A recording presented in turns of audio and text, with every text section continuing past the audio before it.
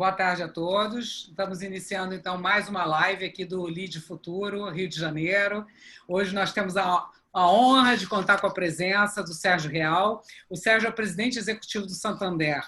Hoje nós vamos fazer um momento de debate, vamos contar um pouco dessa trajetória de sucesso. Eu queria, então, apresentar o Pedro Casares, que é o presidente do Lead Futuro Rio de Janeiro. Pedro, conta um pouco a história do Lead, enquanto nossos convidados vão entrando aqui na sala para participar conosco.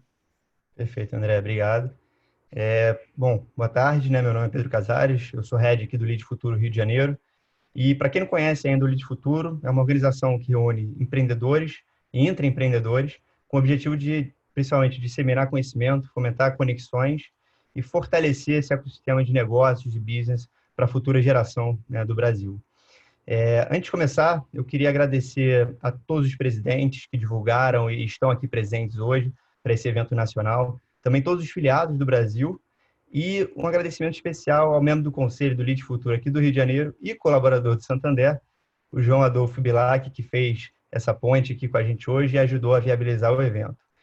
E também, principalmente, gostaria de agradecer mais que especial a presença do Sérgio, que aceitou nosso convite para participar aqui hoje. Sérgio, assim, muito obrigado. Tenho certeza que sua trajetória, suas lições, aprendizados vão inspirar todo mundo que está aqui hoje nessa jornada de transformação que está todo mundo passando.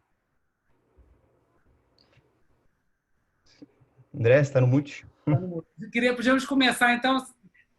Conta um pouco da sua história, Sérgio. Acho que os empreendedores querem muito conhecer uma trajetória com tanto sucesso, né? Acho que esse seria o primeiro momento desse nosso encontro, né? Não, muito obrigado, André, Pedro. Obrigado a todos vocês, né? Quer dizer, eu estou muito contente de poder participar. Minha trajetória nascido no Rio de Janeiro, na década de 60, na geração do Sex and Love, né? Num processo de transformação de uma década anterior careta, difícil. A de 60 vem tentar transformar e de certa forma, desafiar o status quo. Filho de imigrantes que foram para o Rio de Janeiro muito antes. Sou o primeiro filho nascido fora da Espanha, meus pais são espanhóis. E sou fruto de escola pública, né? Quer dizer, eu estudei no Rio de Janeiro, escola pública, queria fazer Direito e Economia na Federal, não era possível, então escolhi fazer Direito na Federal e fiz Economia na Gama Filho naquela época, porque é o que era possível conciliar. Fui o primeiro aluno do MBA do IBMEC, quando surgiu, foi na Avenida Rio Branco, foi a primeira turma, então era assim, muito bacana, porque inclusive o Paulo estava lá, quer dizer, todos chegados dos seus doutorados lá de Chicago, montando aquele projeto empreendedor de uma escola de negócios, né? E a partir daí, minha trajetória, eu entrei num banco que não existe mais, Banco Comércio e Indústria de São Paulo. Por que banco? Porque pagava mais. E eu era absolutamente interessado por duas razões. Primeiro, eu era interessado pelo mundo financeiro e pelo que realmente a remuneração naquele momento era melhor. Depois, mas eu queria ir para o mundo, né? Eu achava que o Brasil era extremamente insular da forma como se via, né? A gente vivia um mundo já de hiperinflação, de início de um processo de desestruturação muito forte do macro. Aí eu entro no ABN e eu fico lá 18 anos, que me permite... Eu saio do Brasil em 89, no início de 89, eu só retorno ao Brasil em 2004 e eu passo pela Europa durante muitos anos e pela Ásia há 8 anos, onde eu tive grandes aprendizados em que você claramente é diferente 24 horas por dia, 7 dias da semana. A partir daí, eu saio do ABN, eu cheguei à posição de conselho do ABN, do Comitê Executivo, com 39 anos, na Holanda. Fiz parte do grupo que adquiriu o Banco Real naquela altura, né? O ABN compra o Banco Real no Brasil. E eu vou para Bear Stearns tocar banco de investimento, fui ser head de M&A. Eu me desiludi um pouco com o processo de consolidação dos bancos na Europa, achavam que eles extremamente lentos, a gente pode falar um pouquinho sobre isso. Fui para a Bear e depois, por razões pessoais, meu pai fica doente, eu decido sair do mundo financeiro. E eu queria me reinventar, porque eu achava que tinham duas coisas importantes para mim, né? Primeiro, o aprendizado permanente. A saída do Brasil, para mim, foi uma busca de aprendizado. Não foi abandonar o Brasil, foi abraçar o mundo, né? E a outra foi mudar de indústria. Eu acho que era importante eu mudar de indústria. E eu fui para a Cargill, porque eu já queria, dado que meu pai estava ficando doente, eu tenho envolvimento com o Brasil. E aí eu falei, onde o Brasil é relevante? E claramente o Brasil é relevante em poucas coisas, a nível global. O agro é uma.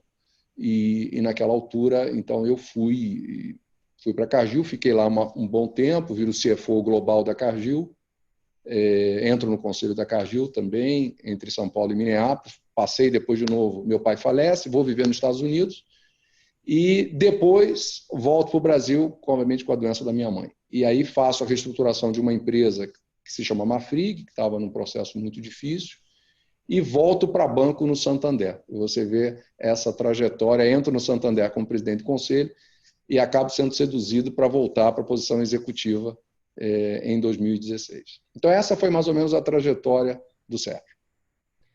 Sérgio, assim, sua trajetória, você vê que você faz coisas bastante diferentes uma da outra, né? Que traz uma riqueza muito grande. Você começa no mercado financeiro, depois vai para o agro, aí depois começa no Brasil também, depois vai para a Ásia, vai para a América do Norte, aí volta para o Brasil. A gente está passando por um momento aí de grandes transformações, tanto pessoais quanto profissionais, né? E você fez grandes transformações na sua vida. Queria que você comentasse um pouquinho do processo de decisão que levou você a fazer essas mudanças e principalmente das lições que você aprendeu ao fazê-las, né? Quais foram esses aprendizados? Acho que tem dois vetores, Pedro, que são super importantes. Primeiro é o vetor de você ter coragem de falar com você, de quem você é, se olhar no espelho, né? Existiam dois vetores para mim muito importantes naquele momento na minha vida. Um era conhecimento e o outro era ser independente financeiramente, né? Quer dizer, eu não tenho a menor vergonha de dizer, ganhar dinheiro honestamente era algo importante porque eu queria, até mesmo porque eu sou fruto de uma geração pós-guerra, né? Então, eu convivi na minha casa sempre com o medo da escassez, né? Então, sobre um ponto de vista de arquétipo psíquico, né? A escassez, apesar de ela não existir na minha casa, ela parecia uma assombração, né? Permanente e presente. Então, isso não deixou de ser um combustível. E o outro, conhecimento. Eu sou absolutamente seduzido pela capacidade de enriquecimento cognitiva do indivíduo, né? Então, as duas coisas, eu tinha isso claro. O que eu também tinha claro para onde, de certa forma, a partir da década de 80 e 90, para onde o mundo ia, né? O mundo ia ser mais global, ele ia ser mais integrado, a relevância das grandes economias continentais, como Brasil, Rússia, México, China, Índia, seria diferente. Eu vim num mundo que só existia alemão, inglês e americano, né? Competindo no planeta. E eu tinha a menor dúvida que a gente ia ter o nosso espaço, né? Que o Brasil, que não existiam dirigentes brasileiros com experiência internacional de verdade, né? E que mais cedo ou mais tarde isso ia ser um ativo. E a qualidade das experiências me enriqueceria e me deixaria empregado durante muito tempo. Eu tinha essa... E não era uma questão só de medo de não ter emprego, era de não continuar produtivo, né? E não continuar... Não se esqueçam que eu venho de um mundo que não existia capital, né? A história do empreender vem a partir dos últimos 20 anos. Eu venho de um mundo que não tinha bônus, né? Eu tenho 60 anos. Então, eu completei 60 anos, nascido em 60, então era um outro mundo, né? Então, para mim, a empregabilidade, me tornar continuamente um ativo, era algo que eu me preocupava. Então, as pessoas falam das estratégias das empresas, mas esquecem de falar da sua própria estratégia. Não dá para você completamente desenhar a tua carreira, mas dá para você ter minimamente algumas decisões que vão claramente impactar a tua carreira. Isso é inquestionável, inquestionável. Muita gente costuma colocar um pouco das expectativas no mundo exterior, mas esquece um pouco do que elas podem controlar, né? Que justamente as ações que a gente pode tomar para tentar chegar onde a gente quer. Sérgio, você trouxe uma coisa muito interessante, né? Que você falando que na sua época, né, na sua trajetória, o mundo ainda não era tão global assim, né? E acho que uma grande parte do motivo do mundo ser mais integrado hoje em dia, com certeza, é o digital, né? A tecnologia que integrou mais o mundo. E pelas pesquisas aqui que eu fiz sobre você antes da gente estar aqui hoje, eu vi que uma parte da sua trajetória dentro do Santander foi uma transformação da cultura, indo para uma cultura mais de resultado, uma cultura mais direcionada ao digital e com foco no cliente, né? Eu queria entender de você como é que está sendo, porque eu acho que é sempre um processo, né? Esse desafio de mudar uma cultura de um banco, já de uma empresa bem grande, já bem tradicional, multinacional. E como é que você está enfrentando isso? Eu acho que tem muito paradigma a ser quebrado, né? Vários padrões já enraizados. Queria ouvir um pouco de você em relação a isso. Eu te digo, não, essa é talvez o maior desafio. Hoje eu tive com uma empresa também, um outro cliente, esse é o maior desafio do século XXI, né? Porque a primeira noção é a noção de você entender risco. Não existe progresso sem risco. E a noção de que você, ao estar empregado numa empresa, você não toma risco, é uma noção completamente equivocada. A melhor maneira de você ser demitido no Santander é não tomar risco. E risco não significa fazer bobagem, risco significa pensar. E a partir do pensar, postular ideias e posições que transformem a empresa, que fazem com que a empresa seja melhor. Agora, no nosso caso é muito mais complicado, porque numa indústria financeira você não tem um burning platform, você não tem um problema. Uma coisa é você estar próximo a morrer como empresa e, portanto, você se transforma, porque senão você morre. Outra coisa é você continuar tendo resultado e você dizer para 48 mil pessoas que elas têm um problema, né? E que, aparentemente, esse problema só existe na cabeça do presidente. Se a gente olhar, por exemplo, o que aconteceu com a indústria da música no planeta, qual foi a última vez que a gente foi a uma loja de música comprar um CD? O streaming absolutamente fez com que toda a cadeia desaparecesse. Do físico a tudo aquilo que a gente conhecia, inclusive como materialização do produto. A capinha do meu CD acabou. Eu não tenho mais lugar para colocar CDs. Então, você tem de uma hora para outra, tudo isso vai acontecer em diversos setores. Então, o que eu dizia, a desmaterialização de vários setores já está se dando. É que as pessoas não percebem. Então, o valor de uma loja, que eu não chamo aqui agência, eu chamo loja, o valor de uma loja ela só tem sentido se realmente aquilo traz uma experiência. Obviamente que a gente tem limitações por estarmos numa indústria regulada. Então, a indústria financeira no Brasil emprega 60 mil seguranças. É quase um exército. A gente tem porta giratória. Para tirar uma porta giratória é uma briga. Então, porque não conversa uma porta giratória no século XXI. Ninguém quer ir a alguma loja com uma porta giratória. Isso passa a ser um mal necessário, né?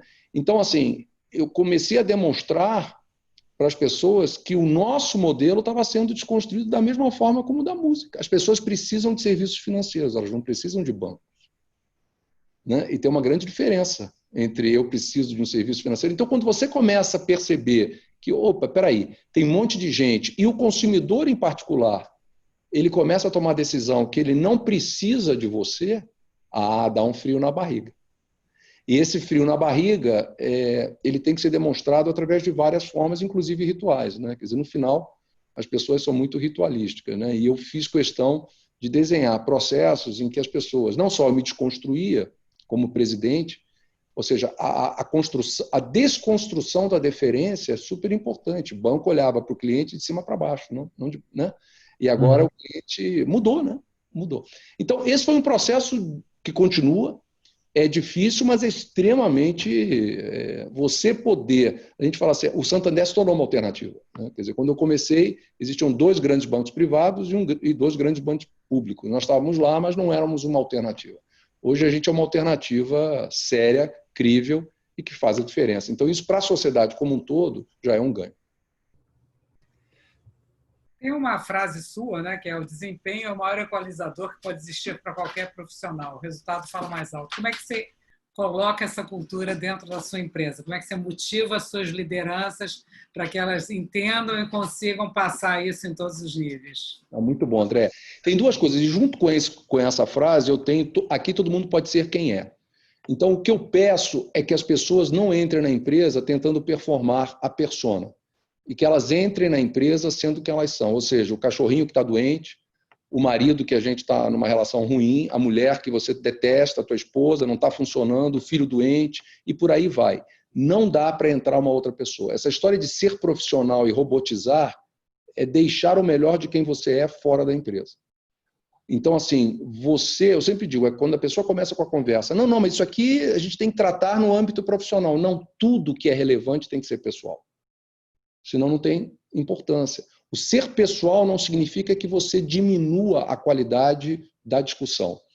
Então, o que eu chamo isso? Resultado fala mais alto, porque no final, os quadrantes são 4, que a gente conhece na faculdade, o acionista, a comunidade. Eu sempre digo, quando aconteceu a pandemia, e que eu disse para as pessoas, gente, o vírus vai conviver conosco durante muito tempo. Eu fui meio contrária, né? Então, vamos voltar, porque a gente se contamina, na maior parte das vezes, não necessariamente no escritório. Não estou dizendo que o escritório você não pode se contaminar. Porque a doença, a questão do Covid, é um tema pessoal de protagonismo teu e da empresa te dá todas as... Enfim, tudo que é possível para você poder exercer esse protagonismo. Distância, gel, etc. E as pessoas me olhavam e falavam assim, nossa, que absurdo e tal, por quê? Pá, remoto e tal. E aí eu quero dizer o seguinte, eu digo, gente, eu não recebi 4 cartas. Eu não recebi uma carta do acionista para mim dizendo assim, Sérgio, a gente se fala em 2022, está muito difícil. Não quero conversar com você agora, 2022 eu quero ter essa conversa. Eu não recebi nenhuma carta de nenhum funcionário dizendo, olha, reduz salário, que isso? Não, não dá, a empresa ou congela. Eu não recebi uma carta da sociedade dizendo, olha, nós estamos indiferentes, a gente não precisa de nada. Né? Então, assim, quando você olha, todo mundo, a mesma atenção só desafiou, né?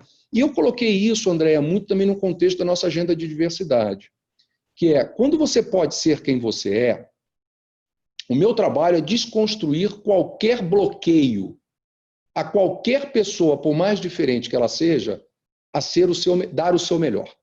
Então, esse é o meu trabalho. E o fato de ser mulher, gay, negro, branco, não é qualidade. Qualidade é desempenho.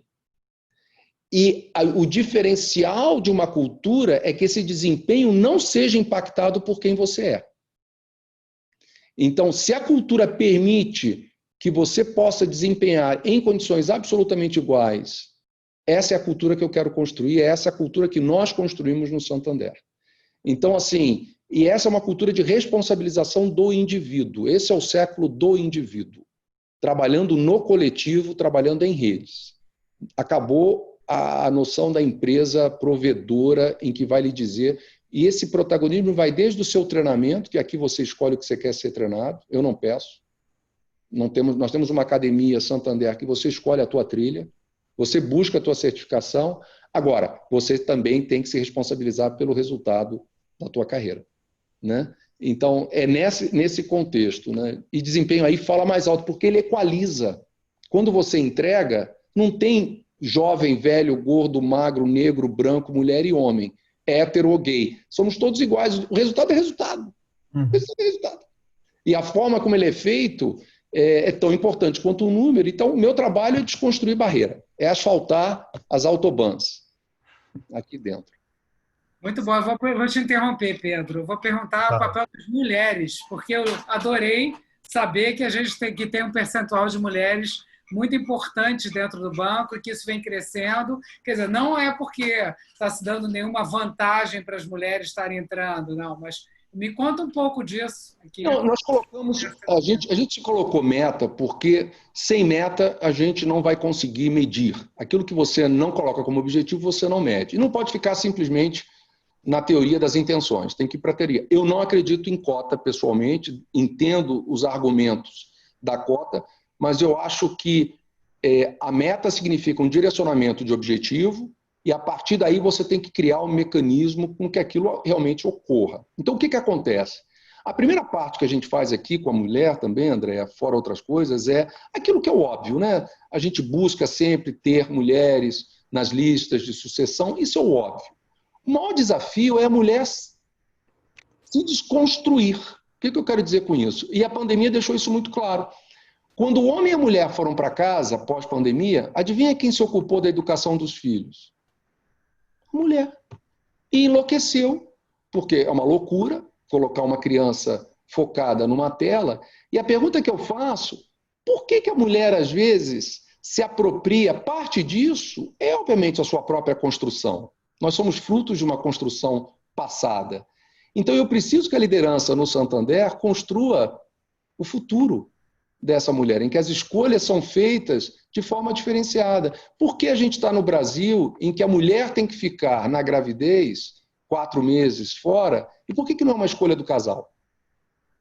Por que não pode ser o casal a escolher quem fica em casa após um determinado período? Por que tem que ser a mulher com 4 meses?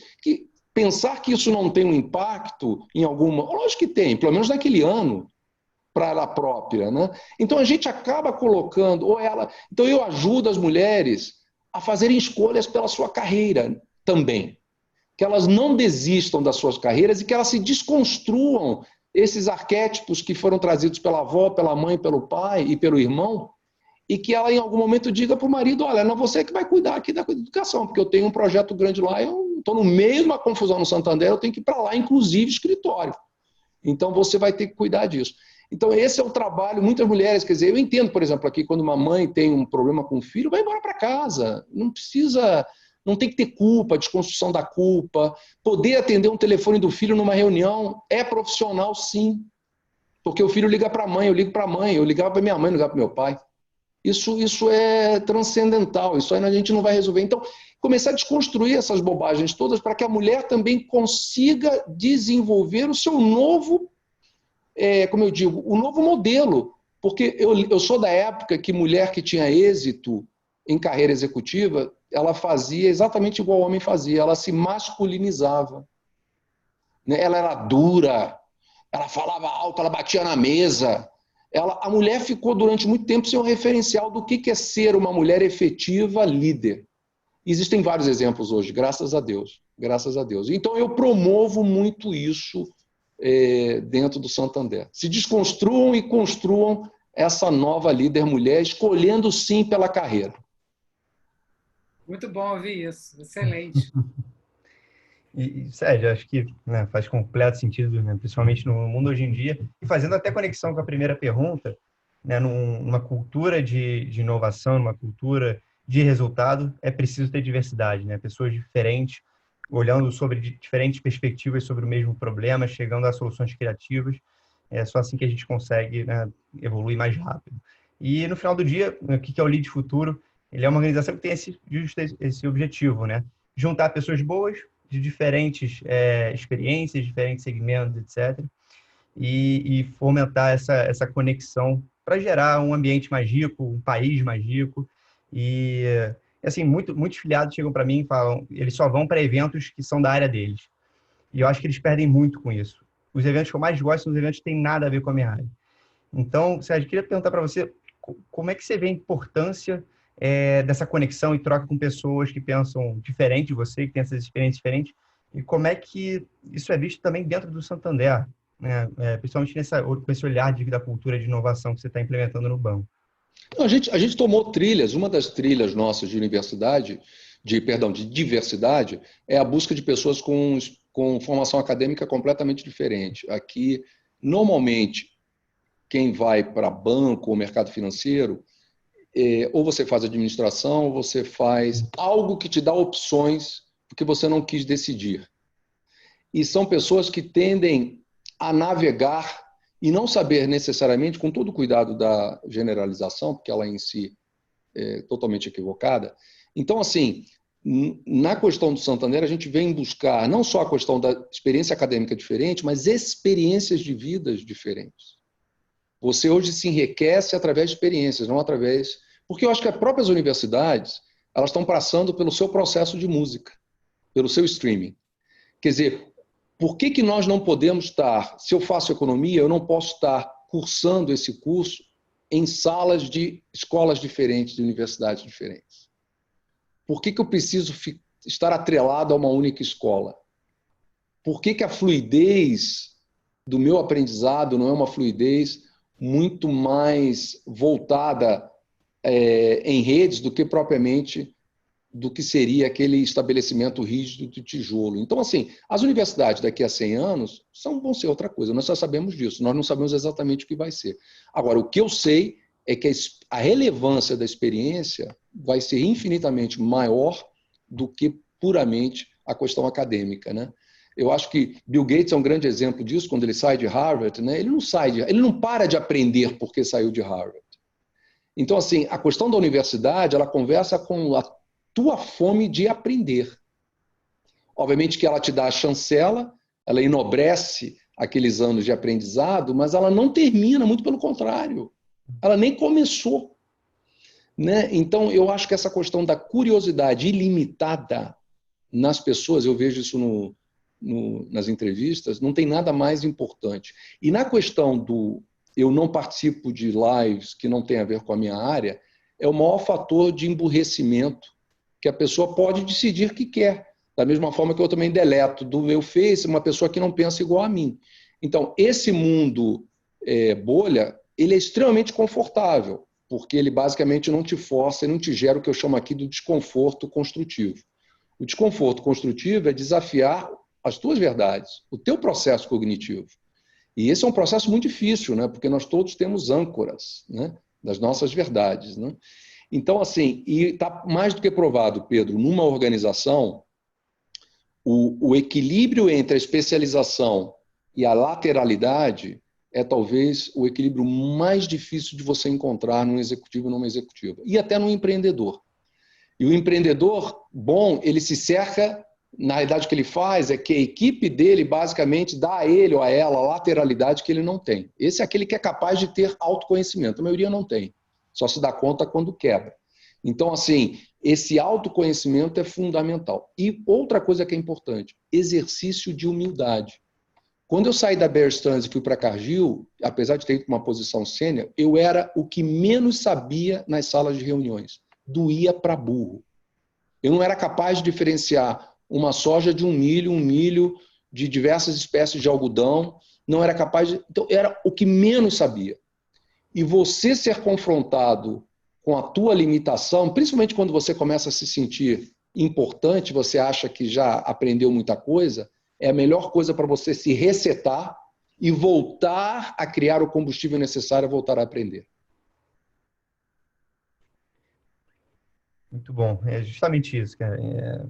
Acho que hoje em dia as pessoas, né, principalmente com esse filme agora, Dilema das Redes Sociais, todo mundo viu, né, todo mundo tá enxergando um pouco, mas o algoritmo funciona justamente isso. Eu dou o que a pessoa quer ver e excluo todo o resto.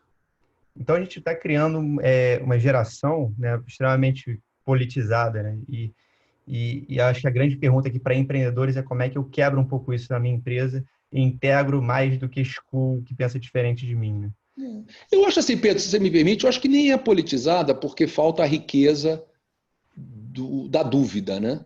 Sim. Quando você elimina a dúvida, você deixa necessariamente de crescer, né? Quando você estagna. É como assim, eu sempre tenho essa expressão, né? Você não constrói um navio ou um barco espetacular para ficar ancorado no porto. Né? Então as pessoas acabam se construindo para ficarem ancoradas permanentemente num porto seguro. Tem uma pergunta aqui do Thiago Corrêa, que está nos assistindo. Ele quer saber quem foi um mentor na sua vida.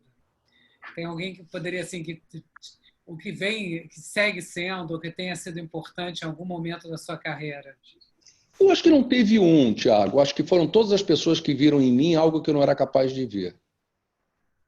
Então, todas as pessoas que chegaram para mim e falavam coisas de mim e para mim, me ajudaram a ter mais confiança naquilo que eu era capaz de fazer. Então, buscar esse equilíbrio de confiança sem cair na arrogância, você crer na tua capacidade de reconhecimento da situação, né, e ter coragem é super importante. Eu acho que coragem é muito importante. Só inteligência você não cresce.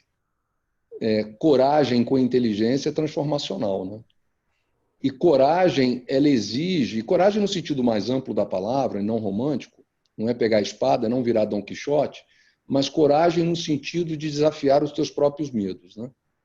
Então, assim, às vezes coragem é exatamente isso que eu fiz, né? Quando eu fui para a Cargill. Ter a coragem de morrer, no sentido de enterrar uma indústria que eu conhecia e tentar nascer numa outra que eu não conhecia absolutamente nada, né? E ser completamente incapaz, né? E voltar a me reconstruir. Quer dizer, essa capacidade de autorregeneração das pessoas é fundamental. Na vida pessoal como na vida profissional, né? Desafios, né? Muito bons. Tem uma outra pergunta aqui do Conrado, ele é mais um pouco específico para o mercado bancário, e ele pergunta como o senhor vê a expansão do Santander via correspondentes bancários e o uso da transformação digital para a expansão. Eu acho assim, a questão da expansão digital já se deu, continua se dando, e a pandemia deixou isso claro para todo mundo, né? Quer dizer, ela basicamente acelerou e todos tiveram que dar um salto, né? Esse é o século do autosserviço. Eu volto a dizer, né? As pessoas querem serviços financeiros e, portanto, querem se autosservir. Elas não querem a fricção do humano, a não ser que você tenha um problema e que o humano possa te agregar algo que o canal digital não seja capaz de te agregar. Então, isso está dado. Quer dizer, quem não entendeu essa relevância não entendeu aonde a gente está. A questão do correspondente bancário, no caso do Santander, nós temos um plano de expansão muito acelerado no interior do Brasil. Eu sou muito crente no interior do Brasil, porque o Brasil, basicamente, o agronegócio é a grande relevância. Nós estamos conectados no planeta através do agro, né? É o único segmento no Brasil que se globalizou e que tem pouca intervenção, inclusive, do próprio Estado brasileiro. Porque a cadeia de soja não conversa com Brasília, conversa com Pequim, com Nova Delhi e com a Europa, né? Não conversa, né? Soja está indo para lá, não está indo para cá. Então, eu acho que as grandes cadeias, a gente está indo para o interior porque a gente acredita nesse crescimento contínuo desse Brasil no interior. O correspondente tem o seu papel como complementariedade do processo de distribuição, né? Banco é, no final, uma grande plataforma de distribuição. Então, eu acho que é um canal importante. A gente olha continuamos olhando, talvez tenhamos menos do que alguns dos nossos concorrentes, mas é importante que esse correspondente também, de certa forma, converse com os nossos valores, com a nossa cultura e entenda estrategicamente para onde a gente está indo. E isso é sempre mais difícil. Comentando um pouco aqui também do que você falou antes, né? Acho que tem muita gente que inova por necessidade. Acho que o mais difícil é a gente inovar quando o modelo de negócio é vencedor, né? Quando o modelo de negócio está dando certo. Mas quando você olha um pouco para o futuro e vê que, calma, o mundo está transformando, vamos mudar. E, assim, o mercado bancário é um mercado bastante tradicional, né? Principalmente no Brasil. E há pouco tempo também, por conta do digital, das tecnologias, tem novos entrantes no mercado. Queria saber como é que você e o Santander enxergam esses novos entrantes, né? E se você acha que eles realmente estão agregando para o mercado mais positivo ou não. Queria que você comentasse um pouco. Sim, Pedro, eu acho assim, o que você tem nos novos entrantes, você tem modelos de negócio que são monoprodutistas, né? Eles escolhem um vertical e te atacam com um nível de excelência, um nível de foco extraordinário naquele produto ou serviço, né? Num vertical.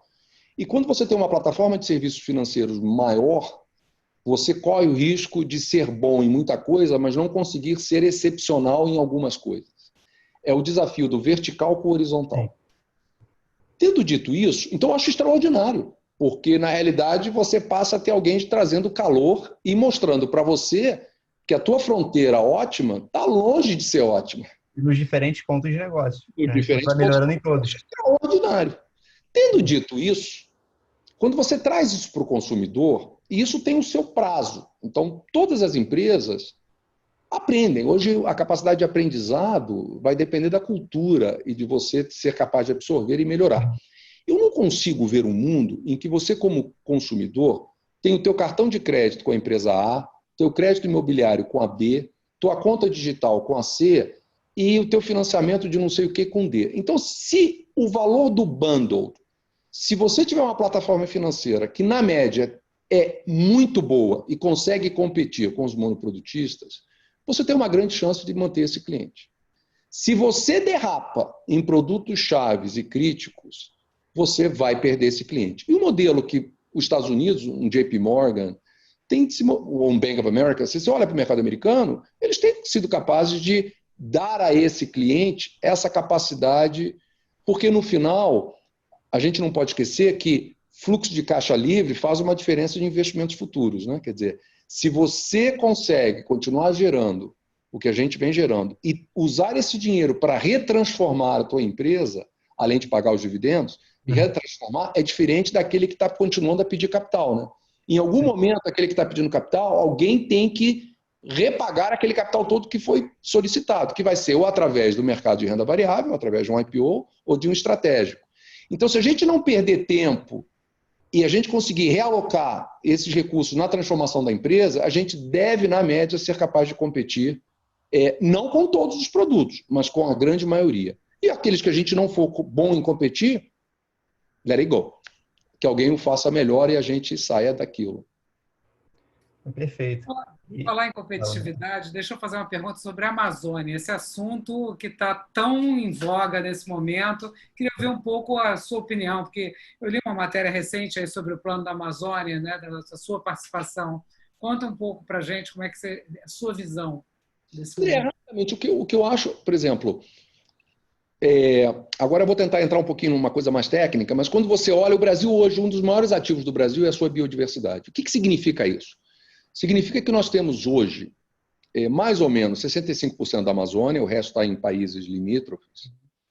E o grande desafio do planeta vai ser, e a gente viu isso pós-pandemia, a nossa capacidade de reduzir os níveis de CO2 na atmosfera. Se você acredita ou não em mudanças climáticas, elas são reais. Basta querer investigar um pouquinho e ver o impacto que isso tem tido historicamente na camada de ozônio do planeta. Então, quando tem a pandemia, as pessoas se dão conta dos pôr de sol, da Baía de Guanabara um pouco mais limpa, do céu mais limpo. Existe uma coisa chamada Acordo de Paris, em que vários países se comprometeram em tomarem ações em descarbonizar as suas economias de forma que o planeta possa reduzir a sua temperatura. O Brasil pode ser o maior provedor de certificados de descarbonização do planeta. O que eu quero dizer com isso? Nós podemos criar aqui um mercado em que a floresta preservada vale infinitamente mais do que destruída. Por quê? Porque vai valer muito mais a preservação da neutralização que a floresta faz no processo de descarbonização do planeta e ter as empresas mundiais comprando certificados de descarbonização aqui no Brasil para fazer frente às suas metas climáticas. Então, levar a discussão da Amazônia para algo, isso é o primeiro ponto. Segundo, por que nós não temos... A grande revolução da indústria farmacêutica e da indústria de beleza vai vir através exatamente da floresta, não só da Amazônia, mas da floresta. Nós temos que começar a olhar para a floresta como o Brasil, não de uma maneira puramente do abraçar a árvore, como alguns falam de maneira jocosa, mas do valor desse ecossistema preservado para o nosso país. E aí o que acontece? Vou arredondar. O banco está no meio de todo esse ecossistema. Nós, como plataformas financeiras, nós financiamos várias cadeias. A cadeia de carne, a cadeia de soja, a cadeia de milho. A gente está no meio de tudo. A gente está no meio do produtor ao consumidor. Então chegou na hora também de a gente ter uma mobilização da sociedade civil, não política, não ideológica, da importância. Não dá para a gente conviver com um país, Andréa, em que somente 40% tem saneamento básico. Essas coisas todas. Nós temos o maior nível de água potável do planeta e os brasileiros bebem água mineral. Porque a água que sai da bica na sua casa ou na minha, dependendo da cidade, você não confia.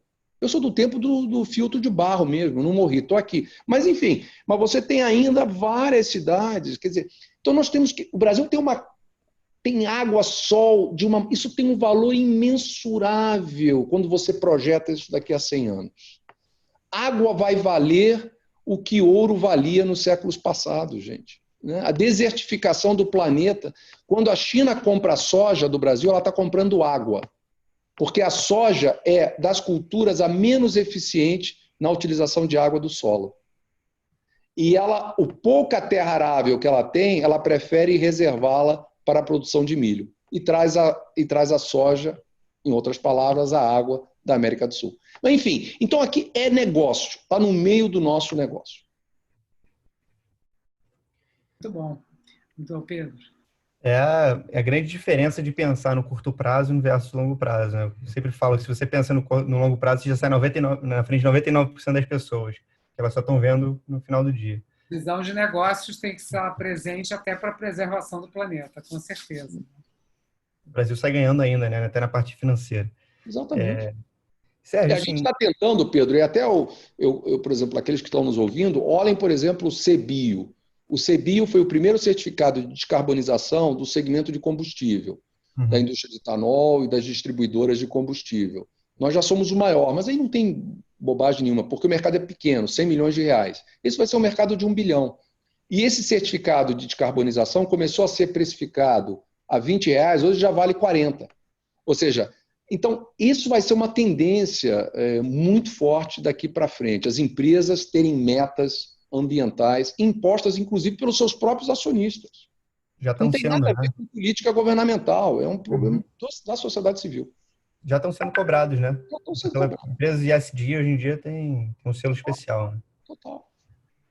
E, Sérgio, assim, uma pergunta muito legal da Tatiana aqui que ela trouxe é: qual foi o seu maior sonho realizado e qual o maior a ser realizado? Difícil essa, hein? Não, assim, não sei se é o maior. Eu tenho vários sonhos realizados. O primeiro, assim, eu até os 45 anos eu não parava de sonhar, né? A partir dos 45 eu entro em depressão, porque eu já achava que já não ia dar mais tempo, né? Como eu sonhava grande lá, faltava completamente entendimento de quem eu era. Mas eu acho que tem grandes momentos na minha vida, né? Assim, profissionais, né? Eu acho de ter tido sucesso na Ásia, um mercado em que eu aprendi comunicação verbal, não verbal e verbal, né? Pela primeira vez na vida, né? Eu vi e vivi o que era ser minoria, né? Uhum. E estar num lugar em que você não é capaz de falar a língua fluentemente. Eu morei na China, morei em Hong Kong, morei em Singapura. Então, assim, de ter sido capaz... Outra coisa que eu acho que o que fica da vida profissional, da vida, são as emoções, são os momentos que te tocaram, né? Então, eu acho que, assim, quando eu entro no conselho, no comitê executivo do ABN, como primeiro estrangeiro de um banco de mais de 200 e poucos anos, com 39 anos, me tocou, né? Quer dizer, E me tocou não simplesmente pelo fato, mas de eu ter furado o véu, né? Que era possível um estrangeiro entrar numa roda de elite de dirigentes financeiros do continente europeu, né? Então então eu me dei conta do simbolismo de uma série de pessoas dentro do banco naquela altura, né, do que aquilo representava, né? Então eu acho que isso foi um momento super importante, etc. Outro momento importante foi no Santander, né? Quando eu brinquei que se a gente chegasse a um resultado de 10 bilhões, iríamos todos para um estádio de futebol, né? E acabou acontecendo isso, né? E a forma como foi desenhado foi que ia quem quisesse ir. E as pessoas acabaram tendo que colocar do seu bolso para ir. E Uhum. eu esperava que fossem, sei lá, 2.000 pessoas, 3.000. Foram 35.000 pessoas, né? E a gente encheu o Allianz Parque, foi aquela brincadeira de que eu pulei de rapel, né? E quando eu pulo de rapel e você vê 35.000 pessoas que construíram um resultado juntas, eu me ajoelho, e ajoelho de forma genuína, né? Quer dizer, assim, não há nada mais reconfortante de você ver que as tuas decisões, mesmo que sejam numa célula relativamente pequena, porque você faz parte de uma cadeia, impactaram a vida de tanta gente, né? Então, acho assim, os meus grandes momentos é quando você vê que, ao longo da minha vida profissional, né, e na medida que você vai melhorando, o grande valor do líder é o que ele faz e transforma no outro, não mais em si, né?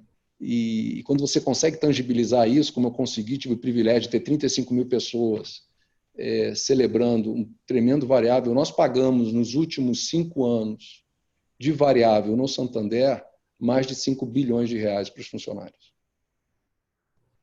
Então, eu mudei a vida de muita gente. É. Muita, porque é uma cadeia, né? Você muda a vida dela, que muda a vida da família, que muda a vida, e assim é uma cadeia. Eu chego em Salvador e um executivo me vê, me abraça, começa a chorar, né? E eu não entendi, né? Ele falou assim: meu filho está indo para o ITA. Até então não sabia o que era, mas o fato do que eu consegui ganhar aqui com variável, com resultado, permitiu que ele fosse para uma escola, né? Se treinou e passou para o ITA. E todo mundo diz que quando você entra no ITA, você tem a vida garantida. Eu até pensava que era um concurso público. E essa era a conversa. Então, são essas. Eu posso Legal. contar milhões de histórias assim. E só esse filho vai impactar a vida de várias outras pessoas, né? Você Então, quebrou uma cadeia. Você quebrou uma cadeia. Sérgio, tem uma pergunta que você falou do variável, né? Eu vejo muitas empresas exigindo aí sentimento de dono para os seus colaboradores, que, claro que faz total sentido, mas na hora da remuneração, né, não alinha os interesses individuais com os interesses da organização. Queria entender de você como é que vocês veem a remuneração variável e se é uma remuneração mais focada unicamente no curto prazo, bônus, etc., ou também tem um alinhamento mais de médio e longo prazo? Vou dizer o seguinte: a primeira coisa é você começar a trabalhar Eu, se pudesse, aqui nós teríamos 3 níveis de salário. Uhum. Né? Eu ganharia 30.000, o outro ganharia 20 e a grande maioria ganharia 10. Pronto. Eu acho que nós criamos uma complexidade no século XX, em termos de recursos humanos, que é absolutamente inútil. Monte de escadinha, monte de caixinha, monte de bobagem. Então, isso no final é bobagem e que não serve para nada.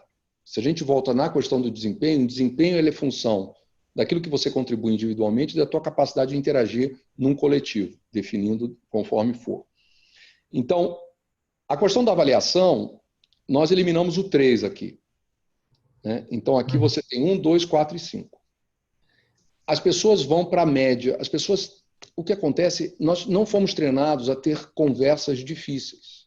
Sim. E não há meritocracia sem conversas difíceis. Conversas difíceis não significa que elas sejam desrespeitosas, não tenham sido bem preparadas, mas a conversa é dizer você não performou e mostrar isso matematicamente é fundamental. E a gente pode depois explicar porque não performou, não há problema nenhum, mas não performou, portanto, não há variável. Né? Então, assim, e da outra forma também. Então, a questão da diferenciação é algo muito difícil intrinsecamente para qualquer ser humano. Né? Então, é quase antinatural. Portanto, você tem que ter um sistema em que as pessoas efetivamente acreditem que, no longo prazo, isso vai ser melhor para todos, em que haja esse rigor, não é um tema. Então, o que é importante no longo prazo é a consistência da implementação da tua cultura de compensação. Muito menos do que objetivos de médio e longo, porque você não controla. Eu entrei em 2020 pensando que o cheque especial seria um problema. Né? Quer dizer, acabei tendo um problema um pouquinho maior. Então, assim, não dá para você prever o médio e o longo. Agora, dá para você realmente transformar a cultura. A outra coisa é que o teu sistema de incentivos esteja muito ligado à construção do negócio, não à venda de produtos e venda de serviços. Empresa que fica só vendendo produto e pagando por isso é a empresa que fica numa esteira permanente e que pode não estar gerando valor. E gera, obviamente, culturas de venda daquilo que você não necessariamente precisa. E isso também acontece conosco. Eu tenho certeza que sempre tem alguém aqui, talvez já tenha recebido um telefonema. Eu já recebi um telefonema me oferecendo consignado do Santander. Você imagina a total falta de noção. Então, assim, em prol de um variável, as pessoas fazem... Então, você tem que ter muito cuidado na construção desse modelo. Mas eu sou absolutamente obcecado pela distribuição de valor. Eu acredito que esse é o século em que a gente tem que distribuir, sim, para os funcionários de maneira muito, muito transparente. Mas se eu pudesse, eu eliminaria toda essa maluquice de salários e faixas, etc. Perfeito. E, bom, acho que essa cultura de quase como... Acho que falta um pouco desse alinhamento, né, entre a empresa projetar, se vender para o colaborador, tanto quanto o colaborador também se vende para a empresa, né? A gente vê em processo seletivo, etc. É muito, sempre não, mas a maioria das vezes é muito unilateral. É o candidato tentando se vender para a empresa, mas não necessariamente a empresa tentando se vender para o funcionário. E acho que hoje em dia está se formando uma questão muito importante, né, chamado employer branding, né, que faz, porque hoje em dia, né, com digital, etc., a pessoa tem um poder de opção maior, né? O talento, ele pode escolher se ele vai entrar no Santander ou se vai entrar em outra empresa. E hoje em dia as empresas também têm que ter um pouco desse lado de como é que é o meu propósito, como é que eu chamo esse talento. Eu queria entender como é que o Santander vê isso, como é que vocês lidam com essa diferenciação também bilateral, né? Para o candidato também. Eu tenho uma pergunta fundamental no processo de entrevista, que é só uma, né? Qual é a sua história? Essa é a minha única pergunta. Ou seja, de onde você veio, para onde você vai. E é impressionante como as pessoas se perdem. Elas não conseguem construir o seu filme. Que ele vá ou não acontecer é uma outra coisa, mas que você não tem um mínimo de roteiro do que é o teu filme, me parece assustador. O filme muda, né? Os capítulos vão mudando, mas a história não necessariamente. Né? Assim, tem que ter uma história, né, calcada em cima de algumas coisas que são princípios fundamentais de quem você é. Então, eu acho, Pedro, assim, eu acho que tem tudo isso, etc., da questão de você se tornar atrativo, né, na questão do... Mas o que eu vejo hoje, a gente acabou de entrar, fizemos o nosso programa de trainee, como muitos fizeram, né, 72 mil pessoas participaram, e vamos contratar 100 pessoas. E aí o que acontece? Quem é que entra nessas 100 pessoas, no funil, né? Primeiro, pessoas com experiências diversas, né? Que apesar da idade, não tiveram medo de fazer coisas muito diferentes. Segundo, a questão da riqueza emocional. E a riqueza emocional é saber aquilo que você não é. E que você saber das suas deficiências. A tentativa de venda do herói, do prototipo robotizado, isso não cola, gente. Para mim, não cola, né? Eu acho que a capacidade de conexão... Eu vejo as empresas como um grande cérebro, né? Quer dizer, cada um é um neurônio, né? Então, olho para você e vejo a tua capacidade de você se conectar com outro neurônio e construir algo completamente formidável, né? Então, assim, a gente vê gente absolutamente excepcional. Uma outra coisa que eu vejo como uma grande debilidade é a ausência de liderar comunicação, né? Porque hoje o papel da influência nunca foi tão importante, né? E essa questão de saber se comunicar, que não é simplesmente saber falar ou ser extrovertido, é de uma importância fundamental. E eu vejo muita gente perdida, né? Com um repertório pobre, com vocabulário limitado. É como se o cérebro não conversasse com a boca, né? Ou com o corpo, né? São dois entes andando em paralelo. Então, o que eu quero dizer é o seguinte: pessoas que buscam e encontram seu centro de gravidade e que permanecem no estágio permanente de curiosidade, que tem um invólucro de humildade e que tem uma fome ilimitada de sucesso, são pessoas raras. Você até pode pensar que tem tudo isso e tal, mas na média você não consegue conciliar todos esses vetores de uma maneira equilibrada, né? Ou você se torna muito egoísta, ou você se torna muito isso. Então, é nessa química. Eu falo que gestão é, acima de tudo, alquimia, né? Quase como um maestro, né? É alquimia. Excelente. A gente está chegando quase ao final aqui, eu sei que seu horário está um pouco apertado, né? Tem uma pergunta aqui do Augusto Camargo, ele gostaria de saber o que acha que mudou no consumidor desse mercado atual, o que o consumidor está buscando no mercado financeiro nesse momento que nós estamos vivendo. Eu acho que o consumidor se libertou, né? Quer dizer, hoje a gente tem um consumidor livre que vota todos os dias se quer ou não ficar numa determinada empresa. Vale para banco, como vale para a marca do sabonete, como do perfume, né? A gente está votando, acho que existe uma identificação muito forte, cada vez mais do consumidor com as histórias das empresas com as quais você escolhe, né, trabalhar, com a identificação da cultura, a diferenciação de produto e de serviço começa a ser cada vez mais difícil, a tecnologia nivela cada vez mais em que todos sejam bons em algum nível, pode ser melhor aqui e ali, e eu acho que é na experiência, como o consumidor se sente transacionando, vivendo aquela marca, que faz com que surja ou não a vinculação maior. A gente é muito obcecado com essa vinculação. Erramos muito, mas a gente tenta acertar e ouvir e aprender. Então, acho que mudou isso. Mudou essa capacidade do consumidor hoje dizer: muito obrigado, Santander. Ou seja, todos os custos de fricção, de mobilidade, estão sendo desconstruídos. Você abrir uma conta 20 anos atrás em outro banco era um inferno. Hoje não tem, ou seja, cada vez será mais fácil. Então, assim, hoje nós temos 26 milhões de clientes que votam em permanecer aqui todos os dias. Então, é assustador, né? Uhum. É assustador. Mas ao mesmo tempo bem gratificante, né? Eu acho, mas tem que se ficar sentado na ponta da cadeira, né? Todo dia. Sim. Sérgio, Missão plena. Queria entender um pouco, você fala muito de curiosidade, muito de conhecimento, aprendizagem. Queria entender como é que hoje em dia, com uma rotina que deve ser uma grande correria, né, com vários afazeres, como é que você aprende, né? Como é que você se desenvolve como pessoa, como profissional hoje em dia? Estando presente. É super importante estar presente. A gente tem vários... Isso é uma coisa que eu aprendi na Ásia. Se você prestar atenção, você aprende muito. E as pessoas não prestam atenção. Então, e prestar atenção é profundo, né? Realmente prestar atenção. E eu presto atenção. E prestar atenção é no ouvir, é no perceber, é no contextualizar. Então, quem me conhece, às vezes, se assusta muito. Como é que você conhece aquela pessoa tão bem? Que eu prestei atenção. Mas você só acabou de conhecer ele, só falou 2 vezes. Eu prestei atenção. Prestar atenção naquilo que não é dito. As pessoas tentam te dissuadir, né? Elas toreiam com você, elas subestimam a tua inteligência. Então, tudo isso faz parte de você aprender um repertório de conhecer o enigma humano na sua frente.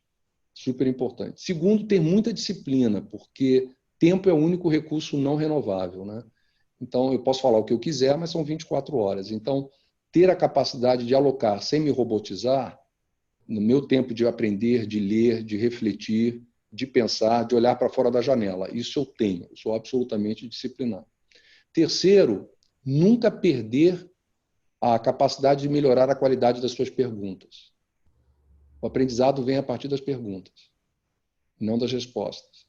E como presidente, é muito corriqueiro de as pessoas também esperarem as respostas, né? E às vezes eu devolvo com pergunta. Né? Porque as respostas normalmente as pessoas têm, elas simplesmente não sabem. Então pode ser muito libertador quando você, através da pergunta, faz com que a pessoa encontre a resposta que ela já tinha, só que ela não tinha confiança na sua própria resposta. Então isso também é uma forma de construir boas perguntas, é uma tremenda forma de você aprender todos os dias.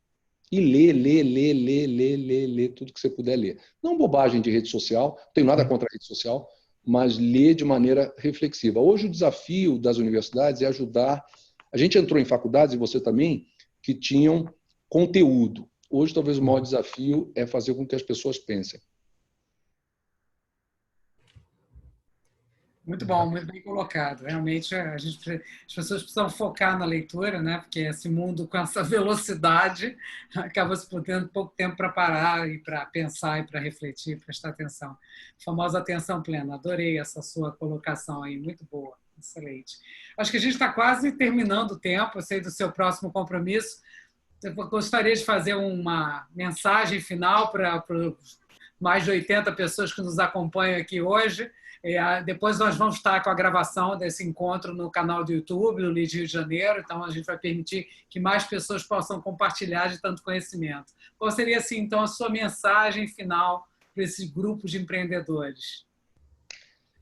Não, primeiro eu queria agradecer a vocês, né, pelo convite, né, por essa conversa aqui super agradável com vocês. Primeiro agradecer a todos vocês que tiveram a paciência de me ouvir aqui pelos últimos 60 minutos. As 80, o que quer que seja, pessoas. Eu acho, assim, agradecer. Eu acho que cada um de vocês, obviamente, está aqui querendo ouvir um pouquinho de mentoria, um pouquinho de reflexões de como é que você vai ter êxito, né? Então, algumas reflexões. Primeiro, tenha muito cuidado como você define sucesso, né? E porque da forma que você definir sucesso, boa parte das suas decisões vão estar muito centradas nisso. Então, não seja prisioneiro de algo que não seja realmente aquilo que você quer. Então, tenha coragem de se olhar no espelho e realmente definir aquilo que você quer. E definir aquilo que você quer é definir o seu modelo de sucesso. E muita gente se perde. Modelo de sucesso não é necessariamente, não é só, mas ter dinheiro, como muitos, como eu, na década de 80, definiam, né? A segunda coisa é essa coisa do teu desenvolvimento pessoal, né? Aprender técnica é fundamental. Aprender a se conhecer é tão ou mais importante do que a técnica. Né? As pessoas fracassam por não conhecer técnica, mas fracassam muito mais por não se conhecerem e serem completamente inoperantes em qualquer que seja o ambiente. Então, o autoconhecimento, né, o seu autoconhecimento e a sua capacidade de você evoluir é muito, muito importante. E a gente faz isso através também de perguntas contínuas com as pessoas que mais te conhecem. Então, tenha coragem de ouvir aqueles que tenham também a coragem de te dizer aquilo que não funciona no dia a dia de como você é. Porque são essas pessoas que vão te ajudar muito a você poder corrigir rota, né? E, por último, né, eu acho que é a gestão da tua energia, né? Que nós temos um volume de energia X a ser dado a cada dia. Se certifique que ela está indo, realmente ela normalmente vai, mas que ela está indo, ela está conversando claramente com aquilo que você propôs ser o teu sucesso. É muito interessante que as pessoas às vezes projetam algo, mas a sua energia vai para outro lugar, porque não há convergência do cérebro com o coração. Então, a grande mensagem é: quando o cérebro e o coração estão alinhados, o sucesso acontece. Meu, muito obrigado. Então, olha, e fica esse otimismo. Permaneçam otimistas, porque eu sou eternamente otimista. Excelente, foi exatamente feito de encontro à nossa agenda positiva. Acho que as suas mensagens foram sensacionais, aprendi muito. Vou rever esse vídeo aí, né, Pedro? Acho que foi muito bom eu ter podido compartilhar tanto conhecimento da sua carreira, do seu conhecimento, da sua experiência. Mais uma vez, super obrigada aí por ter disponibilizado esse seu tempo. Prazer. Né? Obrigado, Sérgio. De novo, aprendi muito com uma pessoa com trajetória diferente de mim. Obrigado aí pelos ensinamentos. Obrigado a todo mundo aqui que veio nos assistir hoje. De novo, vai estar disponível no YouTube para quem precisar. E obrigado a todo mundo, e principalmente obrigado a você, Sérgio. Obrigado. Obrigado pela sua mensagem. Sucesso!